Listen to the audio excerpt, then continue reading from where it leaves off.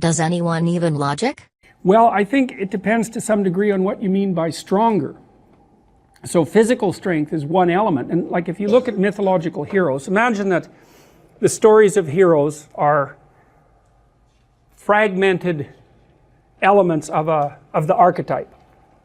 And so one kind of archetypal hero obviously is someone who's physically strong. You know, you see that there's a great movie that you could watch about this. It's called Hitman Hart. It's one of the best documentaries I've ever seen, and it's about this guy named Bret Hart. And Bret Hart was for a while the most famous Canadian on the planet, and he was a worldwide wrestling foundation, I think. What did they call that? WWF? Yeah. He was their like lead good guy. And so wrestling, I loved the documentary because when I was a little kid, like 4 or 5, I used to watch his father, whose name was Stu Hart, who ran this channel, this wrestling confederation in Alberta. And Stu Hart had, I think, 8 boys, and he trained all of them to be pro wrestlers. And part of the movie is extraordinarily funny because Stu Hart is in it, and he's really old. He's like 85, and he's just barely, can you imagine? He was like a pro wrestler for 40 years. Like every joint is broken. And he's still big, but he's just barely moving. And this kid and another kid come over, and Stu is telling the story about how he used to take his boys into the basement and toughen them up. And I think Bret called that the journey to pain or something like that. His father would take all these kids down there and wrestle with them and push them right to the edge of their pain tolerance constantly. And so, and anyways, they grew up tough. There's no doubt about that. And all his daughters married pro wrestlers too, and I think he had 7 daughters. So he's quite the character. Anyways, these 2 kids, they're late adolescence, early adulthood, come over, and one of them's pretty damn cocky. And he's listening to Stu, and he says something smart like, well, you know, you were pretty tough with the old days, hey?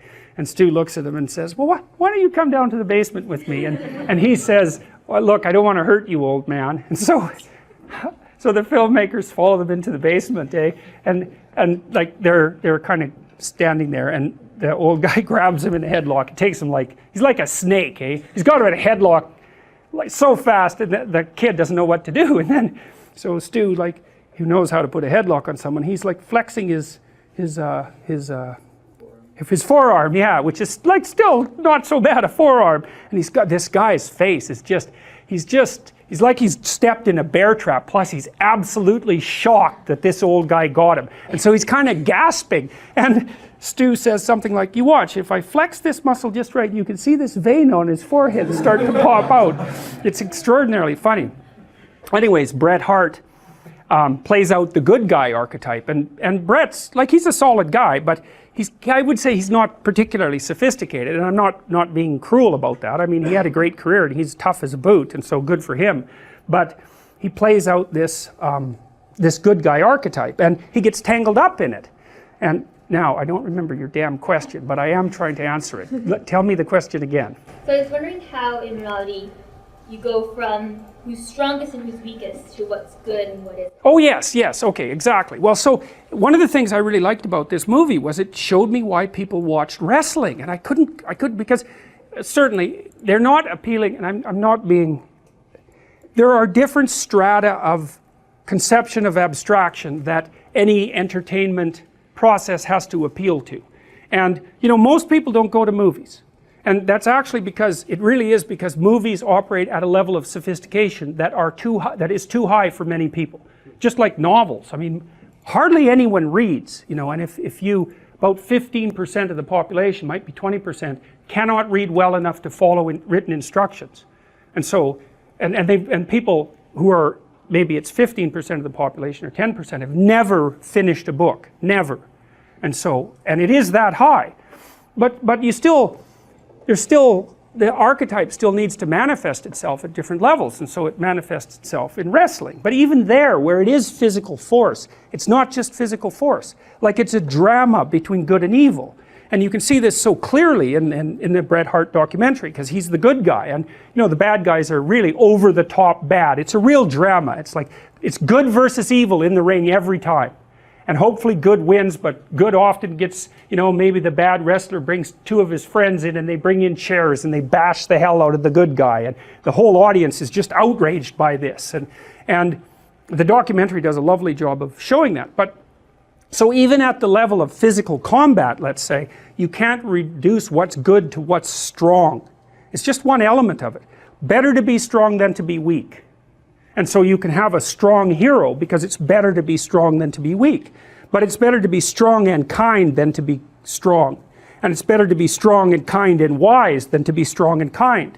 And so, and that's true not only for human beings, but it's even true, let's say, at the wolf or the chimpanzee level, because one of the things you see with the chimp dominance hierarchies, and I think I mentioned this before, is if the leader, the dominant male, is really good at fostering social relations and being reciprocal in acts like grooming, and also paying attention to the females and their offspring, his dynasty will be much more stable. And so strong might be good for one battle, it might be good for 2 battles, but for 50 battles, it's not optimized. Especially because no matter how strong you are, someone can take you out. So what happens is the idea of what's ideal becomes increasingly complex across time, multifaceted, right? And so strength, wisdom, intelligence, vision, all these things are amalgamated into a single being. And we'll talk a lot about that because I want to show you how that happened in Mesopotamia, because that's one of the first places where we have documentation about how that ideal emerged. They have a god called Marduk, and Marduk had 50 names. And as far as I can tell, the reason for that was that Marduk was an amalgam of the tribal deities of at least 50 tribes. And when the tribes were brought together and civilized, each of their gods who were ideals had to be amalgamated into something that was a single dramatized representation of value, or there was no way that all those people could have lived together, right? Their different value structures would have fragmented them and they would have stayed in a state of war. And so the question is, it's the question you're asking. If it's not strength, then what is it? Well, strength is an element, but the Egyptians figured out that it was vision. It was actually the capacity to pay attention. That was paramount. And the Mesopotamians had that figured out more or less too, because their god Marduk had eyes all the way around his head. He could see everywhere. So seeing was a critical element of what should be on top. And the other thing for the Mesopotamians was the ability to speak. So by the time of Mesopotamia, people had already dramatized the idea that cardinal human attributes are vision and the ability to speak. So, and that be the ability to speak the truth too, not just speak. So. Come da porta picchita va bene, se tu la parla miezza americano, quando si fa l'amore sotto la luna, come da bene in capo di I love you. Papa l'americano.